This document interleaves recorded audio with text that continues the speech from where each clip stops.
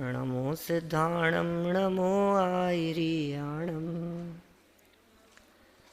नमो वज्रायाणं नमो लोये सवसाउणम्।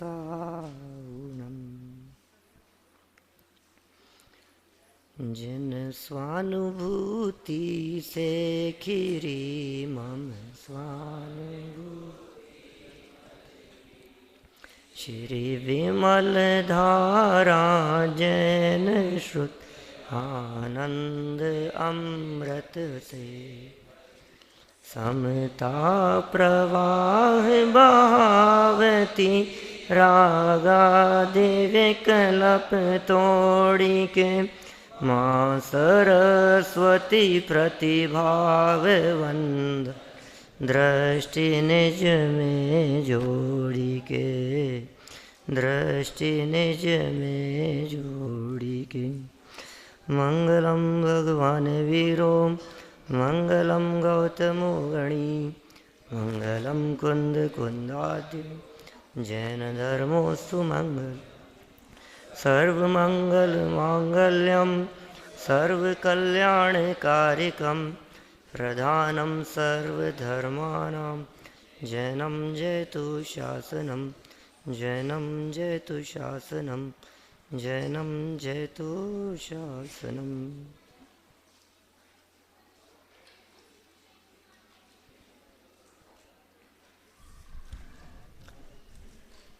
सिद्ध चक्र महामंडल विधान का यह परम मांगलिक प्रसंग है।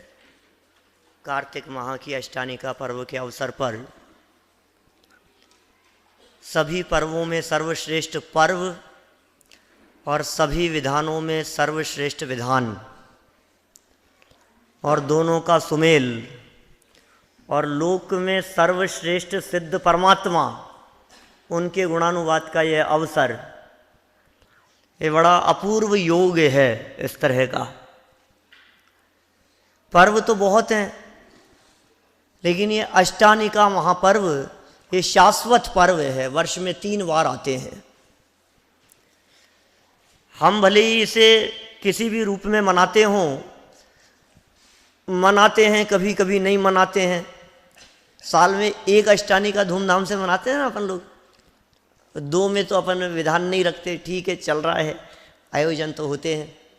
लेकिन देव लोग वर्ष में होने वाली 3 अष्टानिका कार्तिक, फाल्गुन और आषाढ़, इन 3 महीनों के अंत के 8 दिनों में नंदीश्वर द्वीप में जाकर 8 दिन तक लगातार 1 मिनट के भी अंतराल के बिना वहाँ स्थित अकृत्रिम जिनालयों की वंदना और भक्ति करते हैं।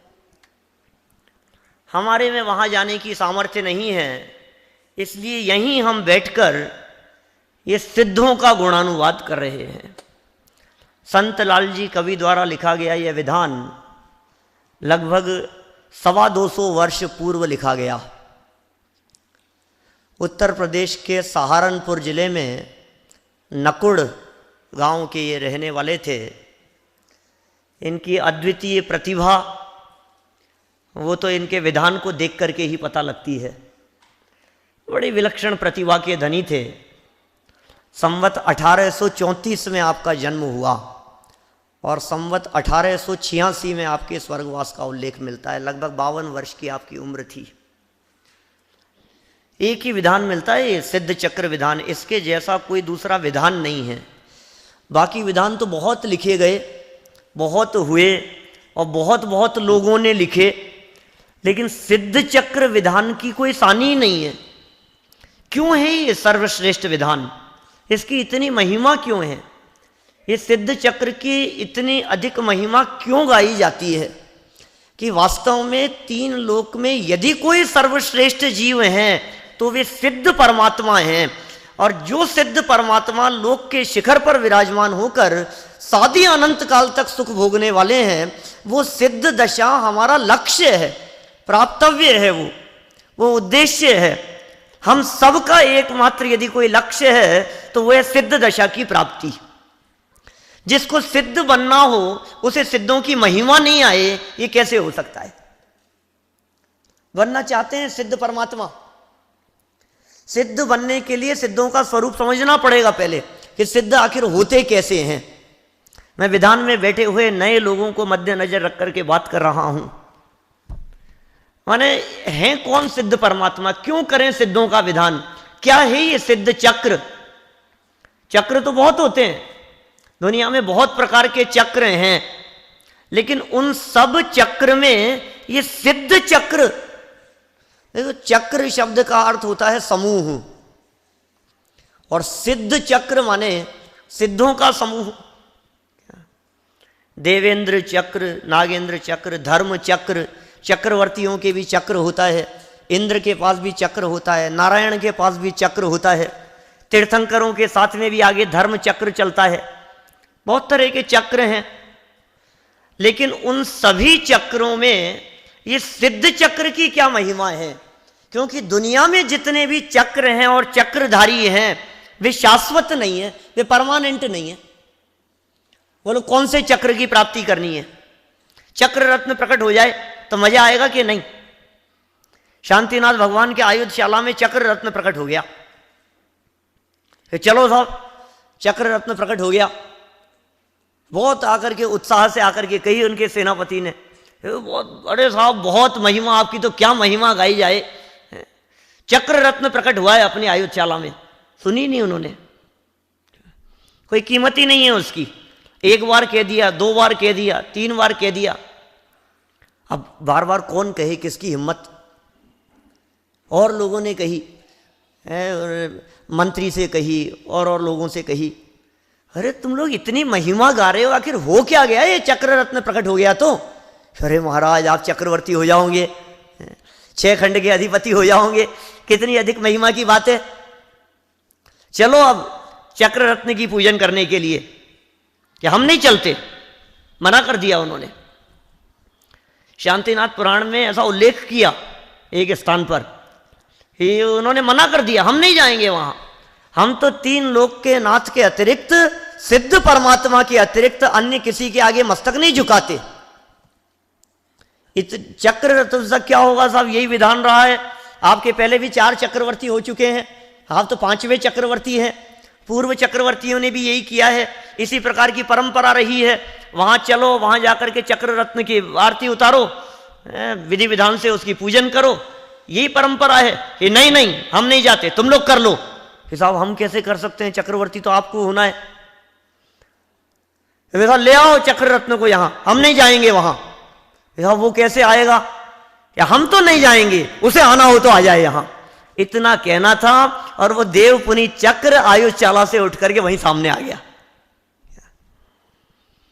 कि साहब अब तो पूजन करो। कि हम नहीं करते, कर लो तुम तुम्हारे हिसाब से। जिसे अभेद अखंड गायक की महिमा आ रही हो, उन्हें इन बाह्य चक्रों की महिमा नहीं आती। जो अल्प काल में सिद्ध चक्र में जाकर के सम्मिलित होने वाले हों, उन्हें दुनिया में कौन से चक्र की महिमा आएगी? यहां तक कि चक्र रत्न ही नहीं, ये धर्म चक्र भी जो तीर्थंकरों का चक्र कहा है, वो भी छूट जाने वाला है, वो भी परमानेंट नहीं है।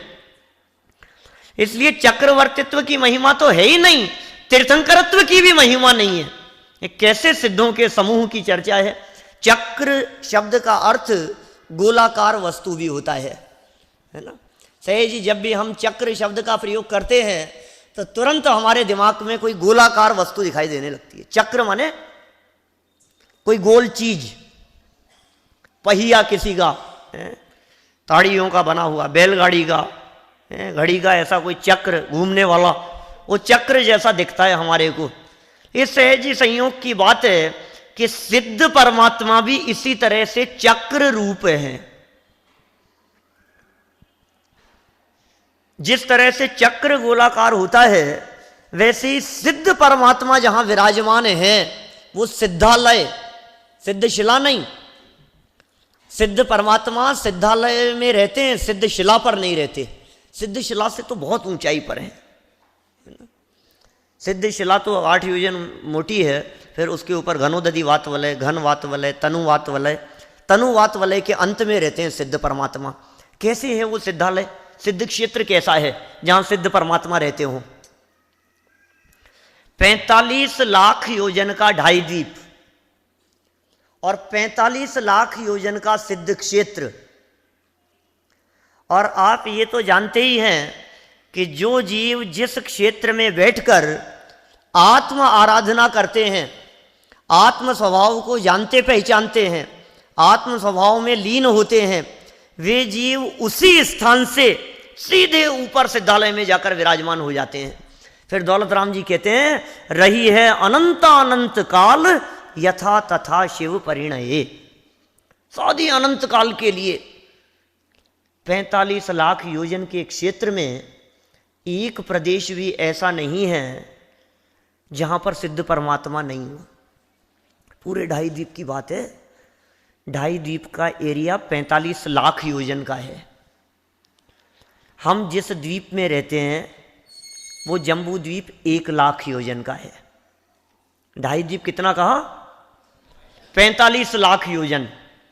हम जिस द्वीप में हैं वो 1 लाख योजन का। हम जिस भरत क्षेत्र में रहते हैं वो 526 योजन का। और उसके जिस आर्यखंड में रहते हैं वो मात्र 238 योजन का। और उसमें से हम जिस दुनिया में रहते हैं वो सिर्फ 2.5 योजन में। जिसे हम दुनिया समझ बैठे हैं ना, अमेरिका, लंदन, जापान, रूस, फ्रांस, अफ्रीका, ऑस्ट्रेलिया, सब मिला करके ये कितना है? 2.5 योजन। और सिद्ध भगवान कितने एरिया में है? 45 लाख योजन। 45 लाख रुपए और 2.5 रुपए, देख लो आप अंतर। तो समझ में, रुपए में ज्यादा जल्दी समझ में आती है ना अपने को। 45 लाख रुपए में 2.5 रुपए क्या कीमत रखता है। और 45 लाख योजन की एरिया में एक प्रदेश भी ऐसा नहीं है जो सिद्धों से खाली हो। मतलब जहां आप लोग बैठे हैं, जहां हम बैठे हैं, जहां भी बैठते हैं, जहां भी खड़े होते हैं, वहां ऊपर सिद्ध परमात्मा सिद्धालय में विराजमान है। आप कल्पना करके देखो, ऐसे मस्तक ऊपर करो तो सिद्ध परमात्माओं का समूह दिखाई देवे। सर्वाधिक घनी सिद्ध अवस्था में विराजमान सिद्ध वो सम्मित शिखर जी के ऊपर है। अब आश्चर्य की बात यह है कि एक बार जो जीव सिद्ध अवस्था में चले जाते हैं वो लौट के नहीं आते। बोलो किस किस को चलना है?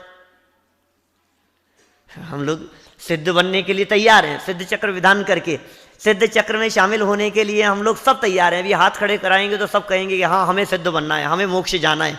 अरे लेकिन मोक्ष जाना तो है। मोक्ष यदि तुम चले गए मान लो, तो पहले तुम्हें पता है वहां क्या व्यवस्था है? अच्छा भोजन नहीं मिलेगा वहां, खाने पीने की व्यवस्था नहीं है सिद्धालय में, ओढ़ने पहनने की व्यवस्था नहीं है, वहां टीवी देखने की सुविधा नहीं है, पंचेंद्रियों के विषय भोग नहीं मिलते, वहां एसी कूलर नहीं लगेंगे, हीटर नहीं लगते वहां ठंड के समय में। क्या करते होंगे सिद्ध परमात्मा वहां बैठे बैठे। और एक और बात है कि जो चले जाते हैं उनको वहां से वापस लौटने की कुछ व्यवस्था नहीं है। आज तक जो जीव गए हैं वे वापस लौट करके कभी आए नहीं हैं। अब क्या पता वहां क्या माहौल है। जो गया है वो लौट करके नहीं आया। हम तैयार हो रहे हैं जाने के लिए, एक बार चले गए तो लौट के आने की कुछ व्यवस्था नहीं है। अनंत काल तक वहीं टके रहना पड़ेगा। आप सोच लो ये सिद्ध परमात्मा कैसे हैं। हम तैयार हैं ऐसी सिद्ध दशा में जाने के लिए कि साहब कोई तो संपर्क होगा। अरे दुनिया में किसी भी जगह पर जाने की सोचते भी हैं तो पहले वहां का परिचय लेते हैं क्या? किसी भी जगह 5 दिन के लिए यदि हमारे को कहीं जाना हो, 2 दिन के लिए कहीं जाना हो, तो वहां का परिचय लेते हैं सबसे पहले। वहां जाएंगे तो वहां व्यवस्था है कि नहीं, ठहरने की व्यवस्था है कि नहीं, ज्यादा भीड़ भाड़ तो नहीं है, कितने कितने उसके बारे में विचार करते हैं। वहां का मौसम कैसा है, टेम्परेचर कैसा है, कपड़े कितने ले जाने हैं, आवास की व्यवस्था मिलेगी या नहीं, बहुत ज्यादा भीड़ भाड़ है क्या, तब तो नहीं जाएं, अभी कैसा मौसम रहता है। कितनी बातें सोचते हैं हम। 2-4 दिन के लिए कहीं जाना हो, मैं कहता हूं परमानेंट जिस जगह पर आपको जाना है और जहां जाने की आप भावना भा रहे हैं, आपने उसके बारे में विचार चिंतन किया कभी? वे सिद्ध परमात्मा कैसे हैं? और यदि नहीं किया तो संत लाल जी कवि के सानिध्य में जाकर के हमारे को अभ्यास करना चाहिए। उस सिद्ध दशा का स्वरूप जानने के लिए कि वे कैसे हैं सिद्ध परमात्मा। कोई व्यक्ति संतलाल जी से पूछे कि साहब आपने सिद्धों की इतनी महिमा गाई है, हमें एक बात बतला दो कि आप सिद्धों से मिलके आए हो क्या? देखो हमारे पास में क्या ऑप्शन होते हैं, जिस जगह हमें जाना है वहां का परिचय प्राप्त करने के ऑप्शन क्या है। या तो हम पहले वहां जाकर के आए हों, या फिर हमारा कोई परिचित व्यक्ति वहां रहता हो उससे संपर्क हो, या फिर कोई दूसरा व्यक्ति जाकर के आया हो उससे बात करें। यही है ना। कैसे पता लगाएंगे बतलाओ? मान लो हमारे को यहां से शिखर जी जाना है, तो या तो हम पहले जाकर के आए हो, हम नहीं जाकर के आए तो कोई वहां रहता हो उससे फोन पे बात करें, या फिर तीसरा ऑप्शन क्या है कि कोई रिसेंट में जाकर के आया हो उससे पूछ लेंगे भैया क्या है माहौल वहां का। अब ये तीनों ही रास्ते बंद हैं सिद्धालय के लिए। तो ना तो हम जाकर के आए हैं, न हमारा कोई परिचित वहां बैठा है जिससे फोन पे बात होती हो, और ना कोई ऐसे मिलते हैं जो वहां जाकर के वापस आए हो। अब किससे पूछें वहां के बारे में? सिद्धों के बारे में चर्चा करें तो किससे करें? देखो आप, ये दिगंबर संतों ने जंगल की गुफा में बैठे हुए कोई व्यक्ति यदि उनसे नगर का रास्ता पूछे तो कहते हैं हमें नहीं पता। जंगल में रहते हुए नगर का रास्ता न जानने वाले वे मुनिराज, और लेकिन मुक्ति के मार्ग का सहज अनुसंधान किया उन्होंने। मुक्ति का मार्ग पूछो तो बता देते हैं। ये साहब आपको कैसे पता कि क्षण क्षण में अंतर्मुख हो सिद्धों से बातें करते? क्या करते हैं मुनिराज वहां बैठे बैठे? उन्हें पता है सिद्ध परमात्मा कैसे हैं। सिद्ध समान सुख का अनुभव करते हैं, बड़ा विलक्षण जाति का सुख है, जिस सुख की हमने स्वप्न में भी कल्पना न की हो, ऐसे सुख का अनुभव वे सिद्ध परमात्मा अनंत काल तक निराबाध रूप से करते हैं। कैसा अपूर्व आनंद होता होगा। अन्ना जी ने एक प्रकरण दिया गुणस्थान विवेचन में, पढ़ा होगा शायद आप लोगों ने। सिद्ध परमात्मा का स्वरूप पढ़ा वहां गुणस्थान विवेचन में? नहीं पढ़ा? फर्स्ट ईयर वालों ने नहीं पढ़ा होगा, सेकंड ईयर फाइनल ने तो पढ़ा होगा। अंत में उन्होंने सिद्धों के सुख के लिए एक रूपक बना करके चर्चा की। मैं बताता हूं क्या लिखा वहां। उन्होंने लिखा कि आप बताओ आपको किसका सुख सबसे ज्यादा लगता है? लौकिक सुखों की बात करो आप। तो कहा साहब हमने तो शास्त्रों में चक्रवर्ती की महिमा सुनी है बहुत। चक्रवर्ती के 96,000 रानियां, इतना लंबा चौड़ा राजपाट, इतना वैभव, रत्न निधियां, अपार न कैसा तो भोजन बनता है, तो क्या बहुत अपार महिमा है चक्रवर्ती की। बोले अच्छा, तो एक काम करो, चक्रवर्तियों के सुख को इकट्ठा कर लो। हाँ ठीक है। बोले चक्रवर्तियों के साथ साथ जितने चक्रवर्ती हुए हैं, एक चक्रवर्ती नहीं, सभी चक्रवर्तियों के सुख को इकट्ठा कर लो।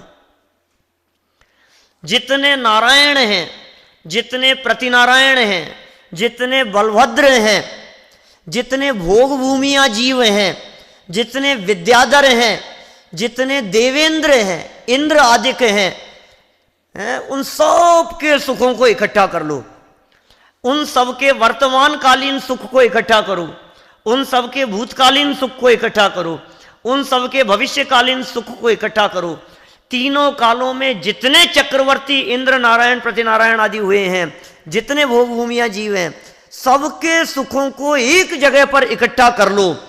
उससे भी विलक्षण जाति का अनंत गुना सुख सिद्ध परमात्मा एक समय में भोगते हैं। अब बोलो आप कैसा सुख होगा वो सुख? हमें महिमा नहीं आती है उस सुख की, हमें तो ये महिमा आती है अभी कोई अच्छी खबर सुनाए कि कल ये बनने वाला है, बोलो कल खीर मालपुए बनने वाले हैं, तो तुरंत तालियां बज जाए, बोलो मजा आ जाता है हमारे को। हमें तो ये सुख दिखता है। लेकिन भैया वो चक्रवर्ती, एक चक्रवर्ती की बात नहीं, एक इंद्र आदि की बात नहीं कर रहे।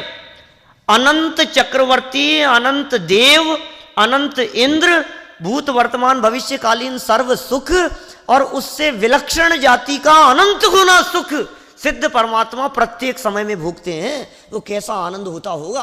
और उसी जाति का आनंद ये जीव, सम्यक दृष्टि ज्ञानी जीव, वो यहां गृहस्थी में रहते हुए भी भोग सकता है, उपभोग कर सकता है। ये सिद्ध चक्र विधान की महिमा इसलिए है क्योंकि सिद्धों की महिमा है। सिद्ध चक्र विधान की महिमा इसलिए है कि हमें सिद्ध बनना है, और सिद्ध चक्र विधान की महिमा इसलिए है क्योंकि हमारा स्वरूप भी सिद्धों जैसा है। और किसी से बराबरी नहीं कर सकते हम, और किसी से तुलना नहीं कर सकते अपने स्वरूप की। मम स्वरूप है सिद्ध समान, और किसी सुख से तुलना ही नहीं हो सकती है। और किससे तुलना करें हम, हमारा स्वरूप कैसा है? अरंतों जैसा नहीं है, मुनिराजों जैसा नहीं है, आचार्यों जैसा नहीं है। कैसा है हमारा स्वरूप? यदि अपने स्वरूप को देखना हो तो सिद्धों के स्वरूप से मिलान करो। मैं कौन हूं यदि ये पहचानना हो तो सिद्ध परमात्मा से मिलान करके देखो, तो पता लगेगा कि तुम्हारा वास्तविक स्वरूप कैसा है। जो कुछ भी सिद्धों से अपने में अतिरिक्त दिखाई देता है वो सब एक्स्ट्रा है, वो सब हटाना है, सिद्ध परमात्मा बन जाता है। इतना सरल सा मार्ग है, कुछ कठिन नहीं है। सिद्ध परमात्मा और अपने में क्या अंतर है? बोलो, कौन बड़ा दिखाई देता है, कौन भारी है? वजन की दृष्टि से देखो, तराजू में तोलो तो हम ज्यादा भारी है सिद्धों से, क्योंकि वे द्रव्य कर्म, भाव कर्म और नौ कर्म से रहित हैं, और हमारे ये द्रव्य कर्म, भाव कर्म और नौ कर्म साथ में लगे हुए हैं। सिद्ध बनने की प्रक्रिया क्या है कि जो हमारे ऊपर आवरण है, ये सब आवरण ऊपर ऊपर से हटाओ, ऊपर का आवरण हटाओ और सिद्ध जैसे बन जाओ। मिलान करो सिद्धों से और अपने से। इसका मतलब ये हुआ कि सिद्ध चक्र विधान में सिद्धों का गुणगान नहीं, सिद्ध स्वाभाविक ज्ञायक भगवान आत्मा का गुणगान है। दूसरे कोई विधान उठा करके देख लो, आप किसी भी विधान की चर्चा करो तो उनकी चर्चा होती रहेगी। व्यक्ति की चर्चा होगी, फिर उनके माता पिता की चर्चा होगी, फिर उनके परिवार की चर्चा होगी, यहाँ जन्मे, रत्न बरसे, ये सब बातें होगी। आप पार्श्वनाथ का विधान कर लो, चाहे शांतिनाथ का विधान कर लो, चाहे महावीर विधान कर लो, कोई भी किसी भी तीर्थंकर का विधान करो, चाहे 24 तीर्थंकर विधान करो, चाहे विद्यमान 20 तीर्थंकर विधान करो, 170 तीर्थंकर विधान करो, सब में क्या चर्चा होगी? बोलो, जिस भी तीर्थंकर की बात होगी, ये इनके माता पिता थे, यहाँ इनका जन्म हुआ था, इंद्र आए थे, मेरू पर्वत पर ले गए थे, ऐरावत हाथी पर बिठा करके, इतने रत्न, इतने बाजे, ये वो धूमधाम, और फिर कुछ केवल ज्ञान की प्राप्ति हो गई, अनंत चतुष्ट, ये बात भी आएगी। मेरा कहने का मतलब ये है, दूसरे विधानों में जो और व्यवहारने की मुख्यता से वर्णन मिलता है, ये सिद्ध चक्र विधान में उन व्यवहारिक बातों के लिए कोई अवकाश ही नहीं है। पूरा सिद्ध चक्र विधान लिख दिया संत लाल जी कवि ने, और कहीं भी किसी भी प्रकार से ये लगावटी मिलावटी बातों को कोई स्थान ही नहीं दिया। शुद्ध स्वरूप की चर्चा, अनंत गुण संपन्न सिद्ध परमात्मा, 1000 गुणों से इन्होंने स्तुति कर दी। टोटल 2000 के आसपास लगभग अर्घ हैं, 2100-2200 अर्घ हैं करीब, माने 2100-2200 गुणों की उन्होंने वंदना की अलग अलग प्रकार से। लेकिन सिद्ध परमात्मा में गुण तो अनंत है। जैसा मैं वैसे सिद्ध, और जैसे सिद्ध वैसा मैं। ये साहब क्या बात कर रहे हो आप?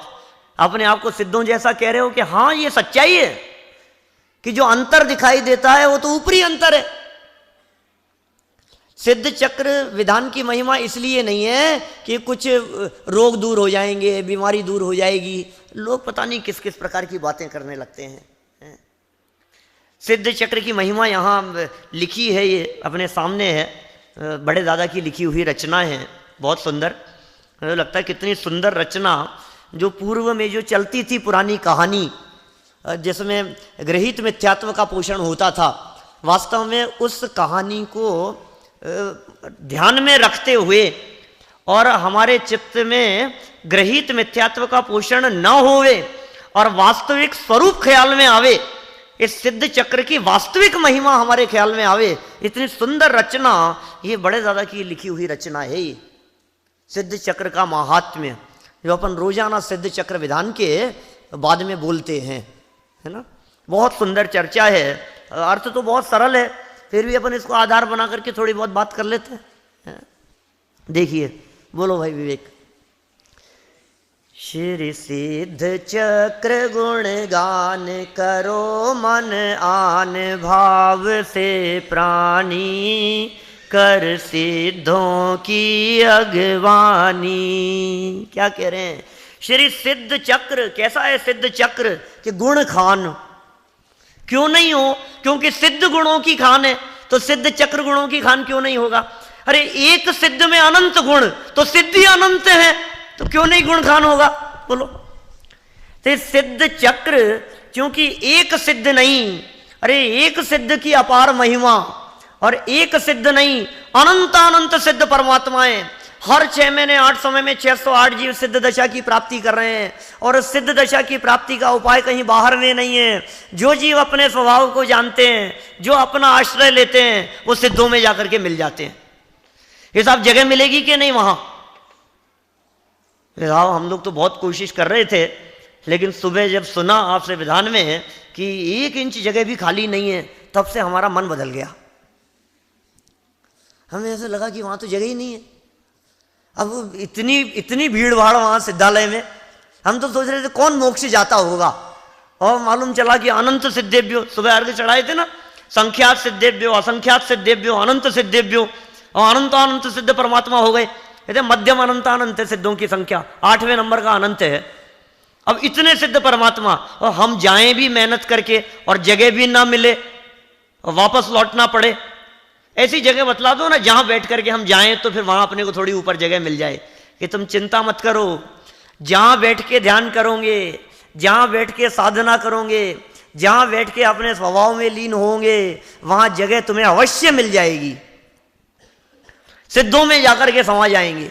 एक माही एक राजे, एक माही अनेकनो। जगह की कमी नहीं है। पूरा का पूरा 45 लाख योजन का एरिया खाली पड़ा है, गोलाकार एरिया। कहीं से भी जाओ आप, जहां से जाना हो। अरे जड़ रिद्धियों की ऐसी महिमा होती है। आपने सुना अक्षीण महालय नाम की रिद्धि है, 64 रिद्धियों में एक। विधान में आई एक दिन, मैं तो थोड़ा देर से था वहां प्रवचन करके आता हूं ना, तो बताई होगी शायद चर्चा में किसी ने। एक अक्षीण महालय नाम की रिद्धि है, एक अक्षीण महानस नाम की रिद्धि है। एक क्षेत्र रिद्धि के 2 भेद हैं। क्या स्वरूप है उसका? कि ऐसी रिद्धि है कि अक्षीण महालय नाम की रिद्धिधारी मुनिराज किसी 10 बाय 10 की गुफा में बैठे हों, और कोई मुनिराज के दर्शन करने के लिए वहां आए और आकर के बैठे, फिर कोई और आए और आकर के बैठे। 25 लोग, 50 लोग, 100 लोग, 1000 लोग, चक्रवर्ती की सेना जितने हजारों लाखों लोग उस 10 बाय 10 की छोटी सी गुफा में आकर के बैठे, तो एक दूसरे से टकराए नहीं। ऐसी अपूर्व महिमा है। महिमा आती है कि नहीं हमारे को ऐसी रिद्धियों की? 64 रिद्धि विधान करते हैं तो हमारे को रिद्धियों की बहुत महिमा आती है। और ऐसी रिद्धि, वो आकाश मार्ग से गमन करते हैं। वो मकड़ी तंतु पर चाले, तंतु टूटे नहीं हाले, ते तंतु चारण रिद्धिधर। कैसे कैसे ऐसा लगता है अपने को, कैसी कैसी प्रकार की रिद्धियां हैं। पुष्प चारण, पत्र चारण, अनेक प्रकार की रिद्धियां, विक्रिया रिद्धि के अनेक प्रकार के भेद। छोटा बड़ा शरीर कर ले वे, थल में चले जावे, जल पर ऐसे चले जैसे थल पर चल रहे हों। बड़े चमत्कारिक लगती है हमारे को। विष मिला हुआ भोजन ग्रहण करे तो निर्विष हो जावे, किसी को कह दे वे मर जा तो वो मर जाए। ये कैसी रिद्धियां हैं? ठीक हो जा तो अमृत के जैसा काम हो जाए, जहर मिला हुआ भोजन अमृत जैसा हो जाए। बोलो चमत्कारिक रिद्धियां हैं कि नहीं है? अवधि ज्ञान रिद्धि, मने पर यह ज्ञान रिद्धि, केवल ज्ञान रिद्धि, कितनी महिमा आती है हमारे को रिद्धियों की। उन मुनिराजों से पूछो जिनके जीवन में रिद्धियां प्रकट हुई है, उन मुनिराजों से पूछो कि तुम्हें रिद्धियों की कितनी महिमा आती है, वो कहेंगे 0। हमें विधान की महिमा आ रही है, हमें रिद्धियों की महिमा आ रही है, हमें संतलाल जी कवि की महिमा आ रही है, और संतलाल जी कवि कह रहे हैं कि मुझे तो सिद्धों की महिमा आ रही है। और सिद्धों से पूछो कि तुम्हें किसकी महिमा आती है, मुझे तो अपने स्वभाव की महिमा आती है। किसकी महिमा आ रही है हमारे को? प्रवचन की महिमा नहीं है, ग्रंथ की महिमा नहीं है, विधान की महिमा नहीं है। विधान में जिस तत्व का वर्णन किया है उस तत्व की महिमा आए बिना काम नहीं चलेगा। ऊपर ऊपर से बात करना अलग बात है, असली महिमा किस चीज की है? लक्ष्य नहीं है। रिद्धियां प्रकट होने के बावजूद भी रिद्धिधारी मुनिराजों को रिद्धिधारी तत्व की महिमा है। अपना जो ज्ञायक तत्व है, जो अनंत गुणों के समूह रूप है, इस देह देवालय में विराजमान है, वो कोई अपूर्व तत्व है, उसकी महिमा आती है मुनिराजों को। ऋषभदेव मुनिराज आहारचर्या के लिए 6 महीने तक उठे नहीं, और 6 महीने बाद में वे आहार के लिए उठे और प्रतिदिन चक्कर लगा करके आते थे नगर में, और कहीं आहार की विधि नहीं मिलती थी। 1 दिन हो गया, 2 दिन हो गया, 3 दिन हो गया। आपको पता है कितने दिन तक? 7 महीने 13 दिन तक वे बराबर आहार के लिए रोजाना चक्कर लगाते थे। जबकि काम कितना आसान था विवेक, कितना आसान काम था। अनेकान अवधि ज्ञान के धारी थे जन्म से। सर्वार सिद्धि से आए थे ना ऋषभदेव करण, सर्वार सिद्धि से आए थे। गर्भ में भी मति श्रुत अवधि ज्ञान के धारी थे, और दीक्षा लेते ही मन पर यह ज्ञान प्रकट हो गया था। 4 ज्ञान के धारी तीर्थंकरों के बारे में नियम है ना, दीक्षा लेते ही मन पर यह ज्ञान प्रकट हो जाता है उनको। इसका मतलब मति श्रुत अवधि और मन पर यह, इन 4 ज्ञान के धारी थे शिखर जी भाई साहब। अब ये भी रिद्धियां हैं, अवधि ज्ञान रिद्धि, मन पर यह ज्ञान रिद्धि से संपन्न। 1 दिन नहीं मिला, 2 दिन नहीं मिला, 2 सेकंड का काम था। प्रमोद बैठे बैठे इतना सा विचार कर लेते, यार मैं जाकर के आया, आहार मिला नहीं, कब मिलेगा। अवधि ज्ञान का प्रयोग किया, अच्छा राजा श्रेयांश के यहाँ की कब, अक्षय तृतीया के दिन, उसी दिन चलेंगे यार, छोड़ो अपन तो बैठो यहीं। कितना आसान काम था।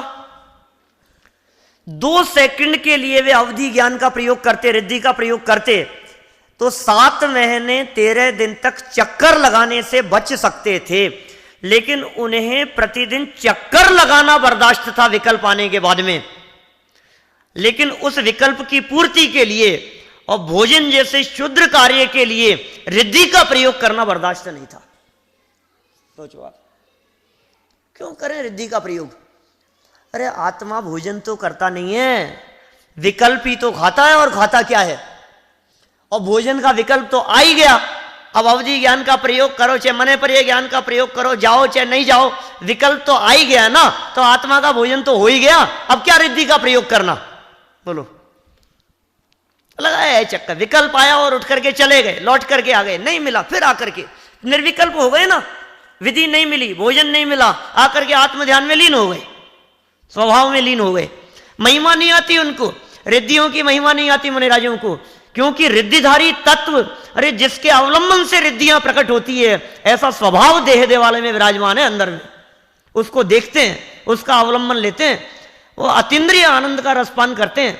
दुनिया को देखने वालों को ऐसा लगता है कि निराहारी हैं, भोजन नहीं मिला, अरे वे अंदर में अतीन्द्रिय आनंद का रसास्वादन कर रहे हैं, स्वभाव का अवलंबन ले रहे हैं, क्षण क्षण में अंतर्मुख होकर के चैतन्य रस का रसास्वादन करते हैं, उस रस का पान कर रहे हैं।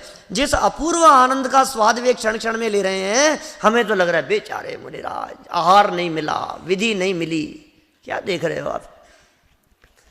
सिद्ध स्वभावी ज्ञायक भगवान आत्मा इस देह रूपी देवालय में वर्तमान में भी सिद्धों के समान विराजमान है।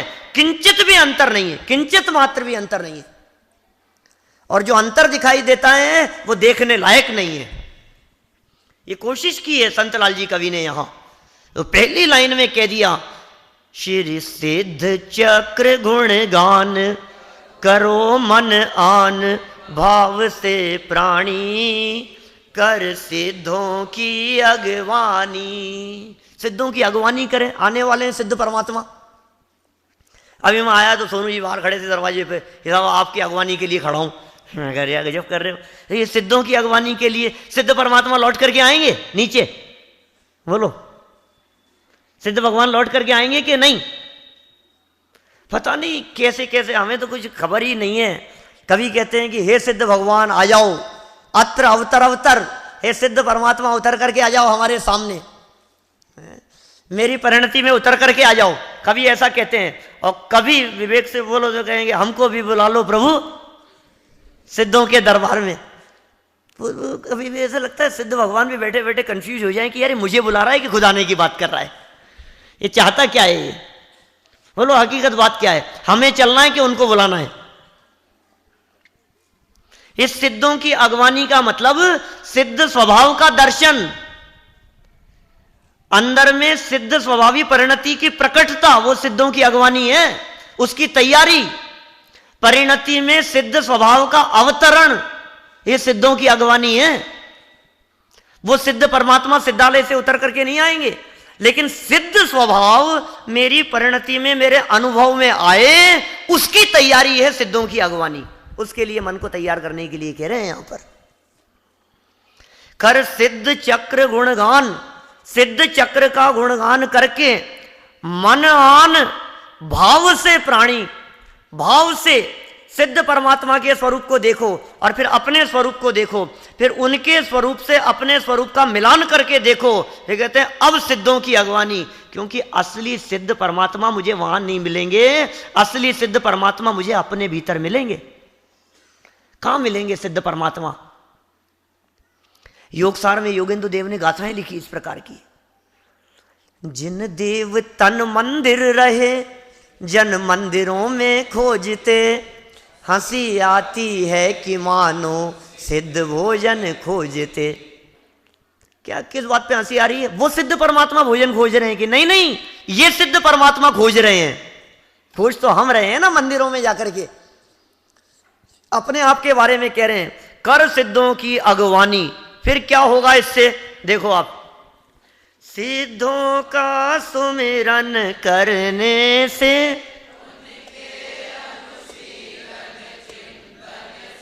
प्रगटे शुद्धात्म प्रकाश महासुखदानी, पाओगे शिव रजधानी। सिद्धों का स्मरण करने से, सिद्धों का गुणगान करने से, उनके अनुशीलन से और चिंतन से, अर्घ चढ़ाने से नहीं लिखा।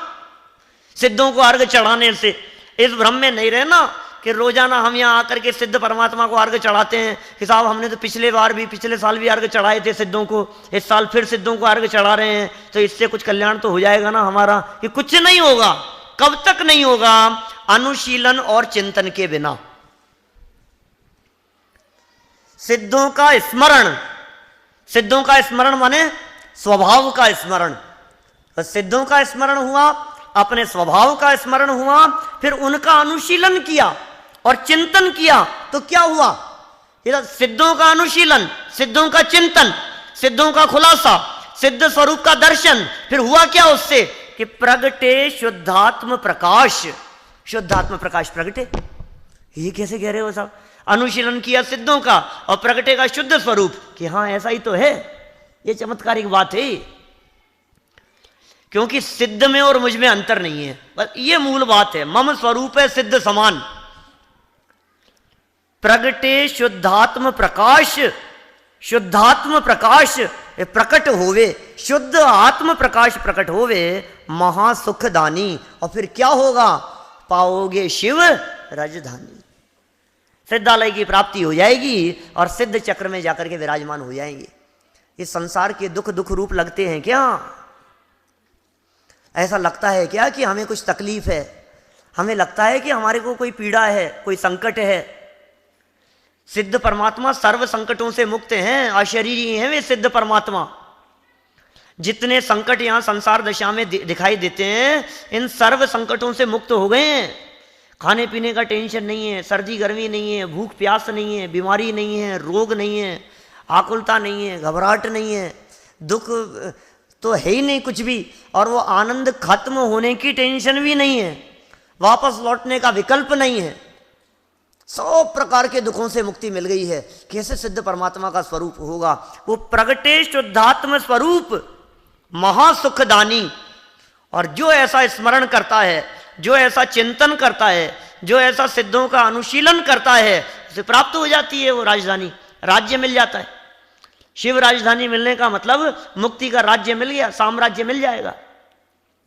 तो फिर साहब ये सिद्ध चक्र विधान से वो उसका श्रीपाल का वो कुष्ठ रोग वो दूर हो गया था, वो हुआ था ना, उसने मैना सुंदरी ने करवाया था, सिद्ध चक्र विधान कराया था ना उसने, और सिद्ध चक्र विधान कराने से वो उसका श्रीपाल का कुष्ठ रोग दूर हो गया था।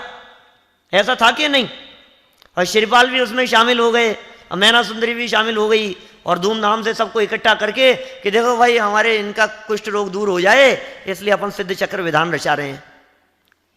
आप लोग काय के लिए रचा रहे हो? बोलो लुहाड़िया जी सब, तो काजी सब दोनों बैठे विधान करता हमारे। किस लिए? हमारे तो कोई बीमारी नहीं है, कोई तकलीफ नहीं है। अरे क्या बात कर रहे हो? ये जन्म जरा मरण का रोग लगा है, ये बीमारी है सबसे बड़ी। ये कुष्ठ रोग के निवारण के लिए नहीं है सिद्ध चक्र विधान, ये जन्म जरा मरण के रोग के निवारण के लिए है। ये भ्रम हो गया है थोड़ा सा, हमने रोग को भी नहीं पहचाना। जो कुष्ठ रोग था वो शरीर का रोग था, और जो जन्म जरा मरण का रोग है वो मेरा रोग है। सिद्ध चक्र विधान से रोग तो दूर होते हैं, लेकिन शरीर के रोग नहीं, ये चेतन के रोग दूर होते हैं। ये जो रोग हमारे लगे हुए हैं, असली बीमारी तो पर में एकत्व बुद्धि की है, असली बीमारी तो देह में एकत्व बुद्धि की है, असली प्रॉब्लम तो मिथ्यात्व परिणाम की है, जिसके कारण जन्म जरा मरण हो रहे हैं, जिसके कारण दर दर की ठोकरें खा रहा है, दुख उठा रहा है। उस असली प्रॉब्लम की तो खबर नहीं है, असली बीमारी की तो खबर नहीं है, और ये छोटी छोटी सी बीमारियां दिख रही है इसको, ये प्रॉब्लम दिखाई दे रही है। इससे संबंध टूटे देह से। तो देखो आप श्रीपाल कैसे थे, बहुत सुंदर लाइन लिखी दादा ने, बड़ा मर्म खोल दिया, बहुत अच्छा। श्रीपाल तत्व श्रद्धानी थे, निज देह नेह को त्याग भक्ति उर आनी, हो गई पाप की हानि। बोलो, हे श्रीपाल तत्व श्रद्धानी थे, कुष्ठ रोग दूर करने के लिए बैठे थे, शरीर की बीमारी दूर करने के लिए तत्व श्रद्धानी थे, मोक्षगामी जीव थे, तद्भव मोक्षगामी, उसी भाव से मोक्ष गए। वज्र वृषभ नाराज सेनन वाले थे, धवल सेठ ने धक्का दे दिया था उसको समुद्र में। बोलो, उनकी पत्नी थी रैन मंजूषा, उस पर मोहित होकर धवल सेठ ने उनको समुद्र में धक्का दे दिया था क्या। और जब समुद्र में धक्का दे दिया तो अब मरना ही था, समुद्र को तैर के पार कर लिया। बोलो, कौन मिलेगा ऐसा? अपने बाहुबल से समुद्र को तैर करके पार कर लिया श्रीपाल ने। मुक्तिगामी जीव थे, तद्भव मोक्षगामी थे, अपूर्व सामर्थ्य के धनी थे। कुष्ठ रोग तो बाहर का रोग था, और वो रोग दूर हुआ तो कामदेव के समान सुंदर। लेकिन तत्व श्रद्धानी से देह जिस समय कुष्ठ रोग में थी, उस समय भी अपने आप को देह से भिन्न जानते थे, और जिस समय देह सर्वांग सुंदर हो गई, उस समय भी अपने आप को देह से भिन्न अनुभव करते थे। स्वपर भेद विज्ञानी थे। निज देह नेह को त्याग भक्ति उरानी, हृदय में भक्ति सिद्ध परमात्मा के प्रति। सिद्ध परमात्मा कैसे है? क्यों नहीं हो भक्ति? अरे जिस जैसा बनने की भावना हो, उनकी भक्ति हृदय में नहीं आए, ये बात कैसे हो सकती है? जिस जीव को सिद्ध परमात्मा के प्रति भक्ति का भाव नहीं आवे, इसका मतलब यह है कि वो अभी सिद्ध बनने का पात्र नहीं है, अभी लायकात नहीं है उसमें। ये सिद्ध बनने की अभी दूर है भी उसकी दिल्ली, समझ लीजिए आप। संसार परिभ्रमण का जिनका काल लंबा होता है, उन्हें सिद्ध परमात्मा की महिमा का विकल्प नहीं आता। और जिनके हृदय में भाव जागृत हो रहा है सिद्धों का गुणानुवाद करने का, सिद्ध परमात्मा की महिमा गाने का, अरे स्वयं सिद्ध बनने की जिनके हृदय में भावना जागृत हुई है, कहते हैं सफल हो गया उनका सिद्ध चक्र विधान कराना। सुबह अर्घ चढ़ाया था ना अपन ने, त्रिकाल सिद्धेभ्यो नमः अर्घम निर्वपामी थी। त्रिकाल सिद्ध के लिए अपने आप को भी अर्घ, हमारा ध्यान नहीं जाता इस और कि हम अपने आप को अर्घ, हम पूछते हैं ना कभी कि कभी चढ़ाया है अपने आप को अर्घ? अरे नहीं साहब, मैं अपने आप को अर्घ कैसे चढ़ाऊंगा? ऐसा ऐसा ऐसा कोई अर्घ चढ़ाता है कोई? ऐसा कैसे अर्घ चढ़ेगा? ऐसे अर्घ, क्योंकि मुझे सिद्ध होना है। जो हुए हैं या हो रहे या सिद्ध अब तक जो हुए, ये कह रहे हैं स्वपर भेद विज्ञान का महात्म्य है। ये श्रीपाल तो तत्व श्रद्धानी थे कि हाँ साहब, श्रीपाल तो तत्व श्रद्धानी थे, सिद्धों की महिमा उनके हृदय में थी। सहज ऐसा पुण्य बंधता है, हो गई पाप की हानि। पाप की हानि करते नहीं है, पाप की हानि चाहते नहीं है। अरे पाप मेरा बिगाड़ क्या रहा है जिसकी हानि चाहूंगा मैं? पाप ने क्या बिगाड़ लिया? बोलो, अनंत काल में इस पाप ने मेरा आज तक क्या बिगाड़ा है, क्यों हानि चाहूंगा मैं पाप की। हो गई वो तो सिद्ध स्वभाव की महिमा आई और पाप की हानि अपने आप हो गई। कर्म झड़ते हैं अपने आप गायक की महिमा में, ये महिमा है अपने स्वभाव की, सच्ची महिमा है अपने स्वभाव की। हो गई पाप की हानि कि साहब चलो कोई बात नहीं, इनके मन में तो महिमा थी, लेकिन मैना सुंदरी ने तो इसीलिए किया था ना विधान। मैना सुंदरी ने जो सिद्ध चक्र विधान किया था वो तो उसका रोग दूर करने के लिए किया होगा। देखो आगे लाइन क्या लिखते हैं, मैना भी आत्म ज्ञानी थी, जिन शासन की श्रद्धानी थी, अशुभ भाव से बचने को जिनवर की पूजन ठानी, कर जिनवर की अगवानी। बोलो मैना भी आत्मज्ञानी थी। कितनी बड़ी मूर्खता लगती है ऐसी, विधान करे मैना सुंदरी और फल मिले श्रीपाल को। बोलो आप चाहते हैं ऐसा? बोलो जैसे जी आप ऐसा चाहते हैं कि विधान में बैठे चाची और फल मिले आपको? क्या हाँ साहब क्यों नहीं चाहेंगे। तो फिर उल्टा लगाओ कभी कि बैठो आप और फल आपको नहीं मिले, फल मिले उनको। नहीं ऐसा क्यों? बोलो ऐसा लगता है ना अपने को, मतलब काम करें हम, ऐसा होता ही नहीं है। ये सिद्धांत विरुद्ध बात है बिल्कुल कि एक व्यक्ति पूजन करे, पूजन करूं मैं और फल मिले बच्चों को, कि क्यों भैया। अमित गति आचार्य लिखते हैं, स्वयं कृतम कर्म यदात्मना पुरा फलम यदि ये लभते शुभाशुभम परेण दत्तम यदि लभ्यते स्फुटम स्वयं कृतम कर्म निरर्थकम तदा। किया आपने और फल दूसरा देगा, फल दूसरे को मिलेगा। ऐसा अन्याय नहीं है, यहां पोपाबाई का राज नहीं है, ऐसा नहीं चलता है अपने यहाँ। ये पोल पट्टी नहीं है इस तरह की, काम करे कोई पकड़ लो किसी को भी कि कोई बात नहीं, काम किया इसने, चोरी की इसने और डंडे पड़ रहे हैं इसके, ये ऐसे थोड़ी ना होता है कोई। यही बात हो गई। अरे यहां पाप की बात कह दी, वहां पुण्य की बात कह दी, एक ही तो बात है। चोरी की इसने और डंडे पड़े इसके, बोलो न्याय है कि नहीं है? कि नहीं साहब ये तो अन्याय है बिल्कुल। तो ये अन्याय नहीं है कि विधान करे कोई और फल मिले किसी और को, ये अन्याय नहीं है, ये न्याय है। पूजन करे कोई और फल मिल जाए किसी और को, बिल्कुल अन्याय नहीं है। हर व्यक्ति के परिणाम स्वतंत्र हैं, सबको अपने अपने परिणामों का फल मिलता है। किसी का फल कोई दूसरे को नहीं मिलता, कोई किसी का फल नहीं भोगता, सब अपने अपने कर्मों का फल भोगते हैं। और जो जीव कर्म भोगते हुए भी, कर्म का फल भोगते हुए भी उससे भिन्न अपने आप को ज्ञाता अनुभव करते हैं, वे उस कर्म का अभाव करके सिद्धालय में जाकर के सिद्ध चक्र में विराजमान हो जाते हैं। मैं कर्म के फल को भोगने वाला भी नहीं, ज्ञान क्रिया ज्ञानी करे, ज्ञाता दृष्टा है वो तो। ये मैना क्या थी? आत्मज्ञानी थी मैना सुंदरी भी। कहां से जोड़ दी गई ये कथा? पूरा सिद्ध चक्र विधान पहले अर्घ से लेकर आखिरी अर्घ तक, पहली पूजन से लेकर 8वीं पूजन तक, किसी पूजन में, किसी अर्घ में, किसी जयमाला में, किसी छंद में शिलीपाल मैना सुंदरी का कुछ तो उल्लेख करते संतलाल जी 200 साल पहले। कहीं तो उल्लेख करते इसका, प्रथमानुयोग की इस कहानी का। हम लोगों ने सबने इसको मैना सुंदरी श्रीपाल से जोड़ दिया इसको कि सिद्ध चक्र विधान माने मैना सुंदरी श्रीपाल का विधान हो रहा हो गया, सिद्धों का गुणगान हो रहा है तो मैना सुंदरी याद आ रही है। माने विधान करने वाले याद आ रहे हैं, जिनका किया जा रहा है वो याद नहीं आ रहे। विधान कर रहे हैं सिद्धों का, वो तो भक्त थे ना, उन्होंने किनका विधान किया? बोलो विधान कराए, जैसे अभिनंदन जी भाई साहब ने बहुत विधान कराए, हमने भी 8-10 कराए हैं, विवेक ने बहुत कराए हैं विधान। सिद्ध चक्र विधान इतनी बार करा दिए, अपन ने कर लिए। अब किसी व्यक्ति को सिद्ध चक्र विधान की महिमा नहीं आकर के कराने वाले की महिमा है। अरे बहुत अच्छा गाते हो यार, बहुत अच्छा कराते हो, अभिनंदन जी बहुत अच्छा विधान कराते हैं, ये बहुत अच्छा कराते हैं, ऐसा ऐसा। अब बोलो अब क्या हो गया? सिद्धों की महिमा तो एक तरफ धरी रह गई, अब कराने वाले की महिमा आ गई। अब सिद्ध चक्र विधान तो एक तरफ रह जाए और गीत गाए साहब लुहाड़िया जी आपके, अरे साहब आपने बहुत गजब विधान कराया साहब, बहुत गजब। अरे हमारा विधान नहीं, विधान तो सिद्धों का है।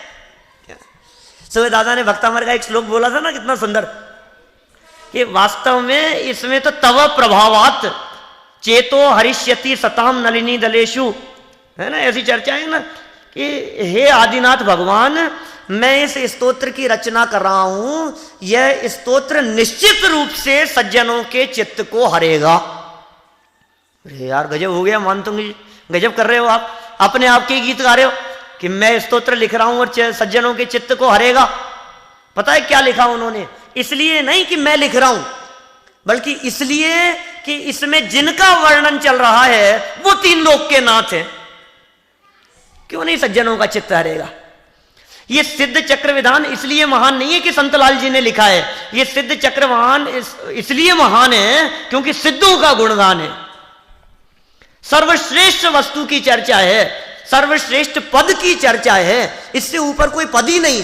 तीन लोक में सिद्धों से बढ़कर कोई है ही नहीं। क्यों नहीं सर्वश्रेष्ठ होवे और क्यों नहीं सर्वश्रेष्ठ विधान होवे? महिमा ही उनकी गा रहे हैं ना, सिद्धों की महिमा गाई जा रही है, तो सर्वश्रेष्ठ विधान क्यों नहीं होगा? मैना भी आत्मज्ञानी थी, जिन शासन की श्रद्धानी थी, तो विधान किस लिए रचाया उसने? कुष्ठ रोग को दूर करने के लिए कि नहीं? उनके कुष्ठ रोग को देखकर, उनकी सेवा में लगे रहकर निरंतर परिणामों में जो अशुभ भाव आया करते थे, उस अशुभ भाव से बचने को जिनवर की पूजन ठानी। ये मूल प्रयोजन होता है ज्ञानियों का। तो तीव्र राग ज्वर विनोदार्थम, तीव्र राग ज्वर को निषेध करने के लिए ज्ञानियों के भी कदाचित भक्ति होती है। नियम सार में उल्लेख किया ऐसा। ज्ञानी जीवों की भक्ति नहीं होती? होती है, भक्ति का भाव आता है। क्यों नहीं आएगा भक्ति का भाव ज्ञानियों के हृदय में? लेकिन क्यों? पाप से बचने के लिए, संकट मिट जाने के लिए। किस लिए विधान कराते हैं? बहुत से लोग विधान इसलिए कराते हैं कि संकट दूर हो जाएगा। समाज में सबसे ज्यादा चलता है शांति विधान। क्यों चलता है? शांति के लिए। घर में शांति होगी, परिवार में शांति होगी, किसी की तबीयत खराब हो गई तो शांति विधान करा लो, कोई मर गया तो शांति विधान करा लो। क्यों? अब किस लिए शांति? मरने वाले की आत्मा की शांति के लिए। मरने वाला तो गया, अब तो अपनी शांति के बारे में सोचो। तो मरने के बाद कराना कि जीता जी कराना? किस किस शांति के लिए? लोग तो ग्रह शांति से जोड़ते हैं, नौ ग्रह की शांति से, पता नहीं क्या क्या मिथ्यात्व का पोषण करते हैं। कितना स्पष्ट शब्दों में कह दिया, विधान का प्रयोजन अशुभ भाव से बचना, विधान का प्रयोजन पाप भाव से बचना, बस, और कोई प्रयोजन नहीं है। कर जिनवर की अगवानी। फिर देखो आगे क्या कहते हैं, भव भोग छोड़ योगीश भय, श्रीपाल ध्यान धरि मोक्ष गए, दूजे भव में ना पावे शिव रजधानी, केवल रह गई कहानी। बोलो, हम भोगों की प्राप्ति के लिए विधान करते हैं। देखो अंतर तो देखो हमारे में और इनमें। इन्होंने क्या किया? हम विधान किस लिए? संपत्ति बढ़ेगी। मेरे से एक बार कहीं विधान कराने के लिए मैं गया था, साखना आसपास यहाँ जगह है टोंक रोड पर कहीं, वो शांति विधान कराया था वहाँ उन्होंने। तो बोले कौन सा विधान कराओगे? मैंने कहा आप बताओ कोई भी। कि पंडित जी ऐसा विधान कराओ कि बस बिजनेस, कोई ऐसा चमत्कार हो जाए कि अपना बस काम हो जाए, बस समझ लो आप। कि किस लिए विधान कराना चाहते हो आप? विधान तो करेंगे लेकिन अशुभ भाव से बचने के लिए, विधान तो करेंगे लेकिन भोगों से छूटने के लिए, पाप भाव से मुक्त होने के लिए, पाप की भावना के त्याग के लिए, वैराग्य भावना से संयम अंगीकार करने के लिए, ज्ञायक स्वभाव की महिमा के लिए, आत्म स्वभाव की महिमा के लिए। वो तो विधान करने का प्रयोजन है। क्या किया श्रीपाल ने? रोग दूर कर लिया। हाँ, रोग तो दूर कर लिया था, लेकिन कौन सा? कि जन्म जरा मरण का। कौन सा? कि मिथ्यात्व का। कौन सा? कि अनंतानुबंधी का, कषायों का, विकारी भावों का।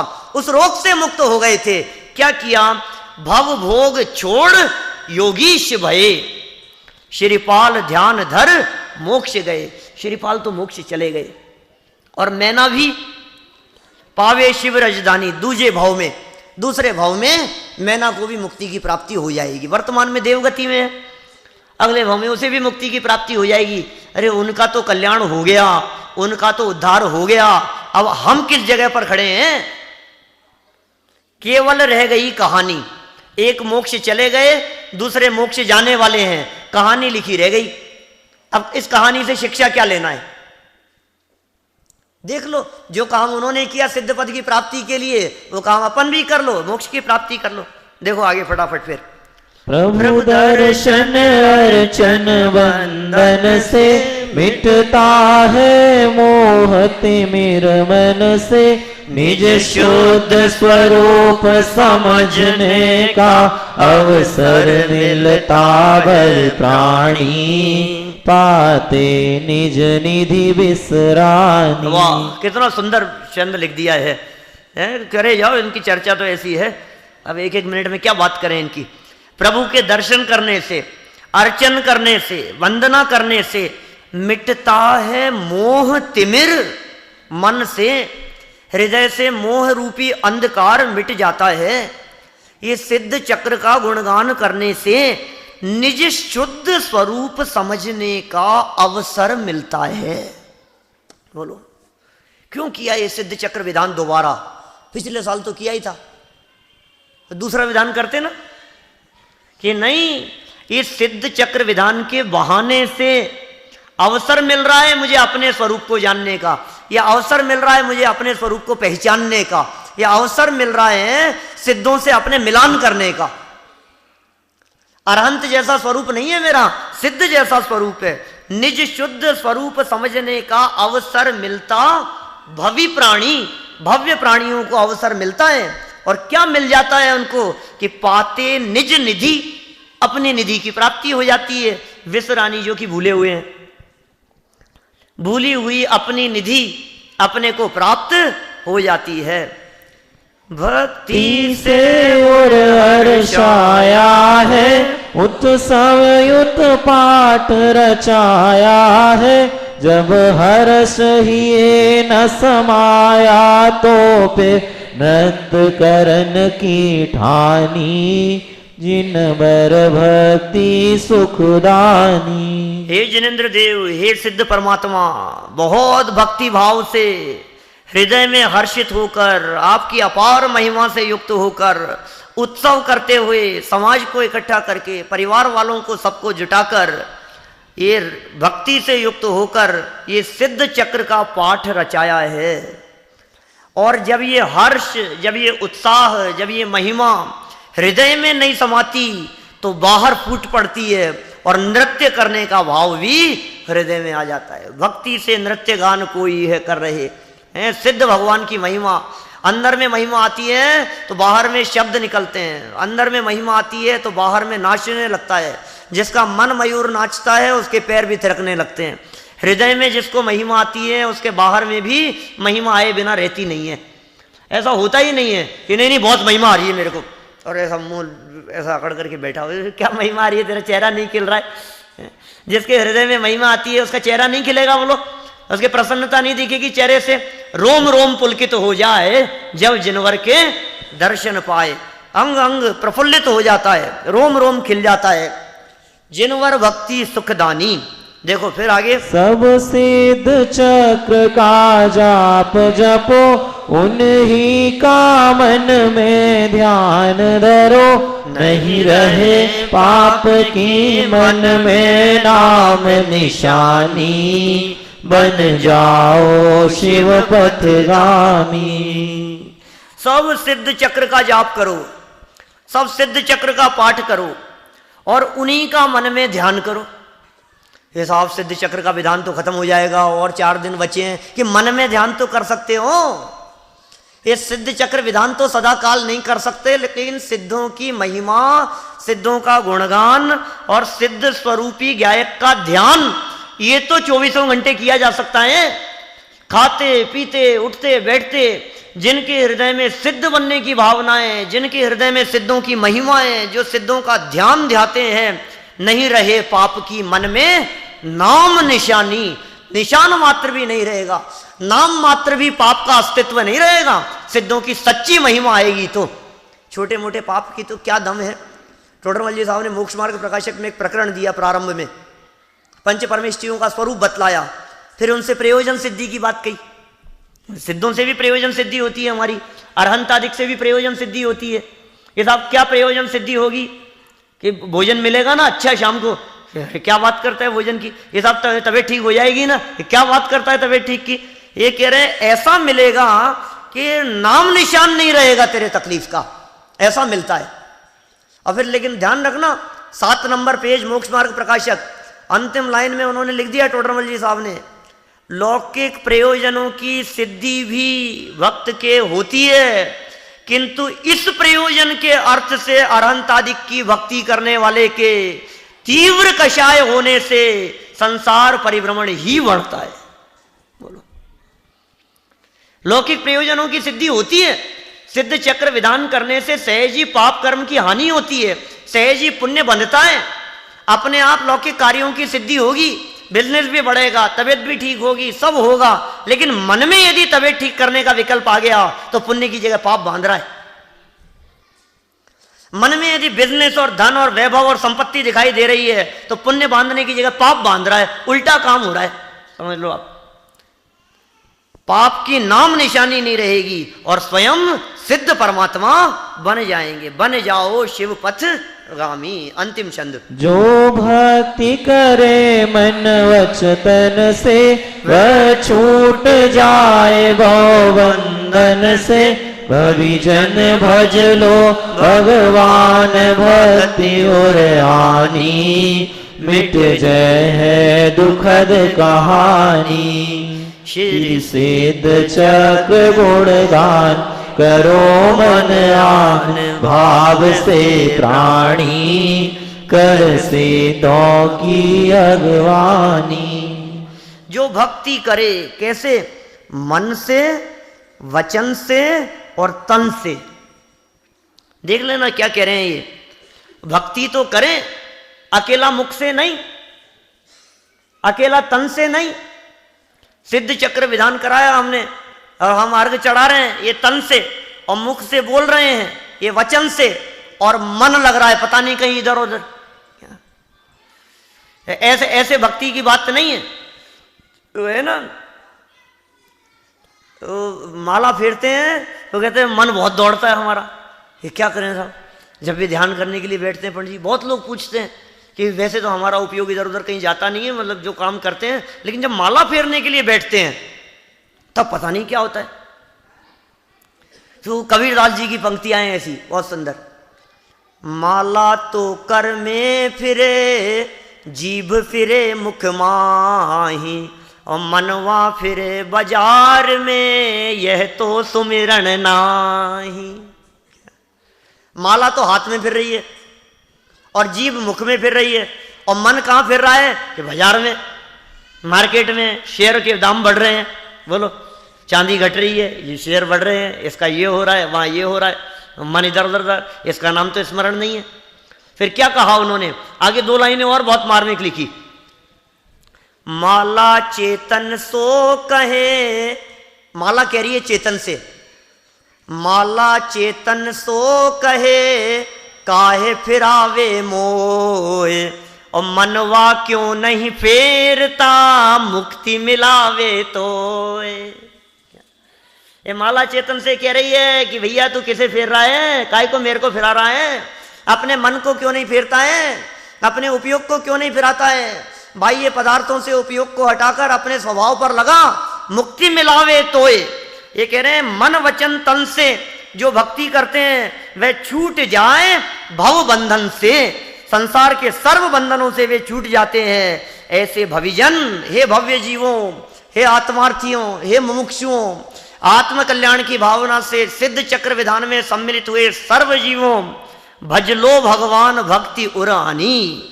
वे भगवान की भक्ति को अपने हृदय में भज लो, भक्ति सहित होकर के भज लो, मिट जाए है दुखद कहानी। वो जो कहानी है ना, जो दौलत राम जी ने शुरू की थी 6 डाला की पहली डाल में, चतुर्गति के परिभ्रमण की कहानी, ये कह रहे हैं कि सिद्ध चक्र विधान के बाद में मिट जाए हैं दुखद कहानी, सब संकटों की कहानी मिट जाएगी। फिर ये कोई नहीं ऐसा हो गया था साहब, अरे साहब उन्होंने तो हमारे साथ ऐसा कर दिया, उन्होंने ये कर दिया, अरे इनका ये हो गया, सब कहानी कथा सब बंद हो जाएगी, ये जगत का जंजाल सब मिट जाएगा। ये सिद्ध चक्र विधान का वास्तविक फल है, ये वास्तविक महिमा है, ये बहुत अपूर्व विधान है, इसकी अपूर्व महिमा है। सच में महिमा पूर्वक, सिद्धों की महिमा पूर्वक, सिद्ध स्वभाव की महिमा अपने हृदय में लाते हुए हम यदि इस विधान को बहुत भावपूर्वक करेंगे तो निश्चित ही अल्पकाल में उस सिद्ध स्वभाव में लीन होकर सिद्ध चक्र में ही जाकर के मिल जाएंगे। हम सभी इस सिद्ध चक्र विधान पूर्वक अल्पकाल में ही सिद्ध चक्र में जाकर के मिल जाएं, उसमें शामिल हो जाएं, इसी भावना से बात को विराम देते हैं।